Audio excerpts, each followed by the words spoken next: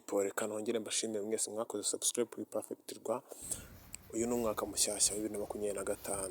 So rero mwaramfashije umwaka wa 2024 nubwo natangiye ninze mu kwa 10 ariko nabashije kuba nagira 1000 subscribe. So rero tugiye gutangira umwaka wa 2025, mumfashe uno mwaka uzambere w'umugisha kandi nzabasha no kugrowing up.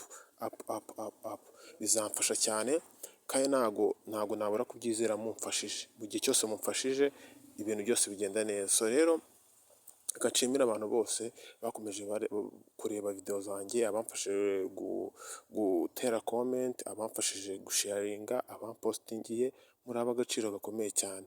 Mukomeze mukurikirane imbuga nkoranyambaga zanjye harimo TikTok and Instagram and Twitter and YouTube, cyane YouTube kuko niyo nshaka cyane yuko growing up ku buryo ahandi ibintu uno mwaka tuzabishyira ku yindi level, kandi ibyo byose ndabyizeye mu gihe ndi kumwe namwe.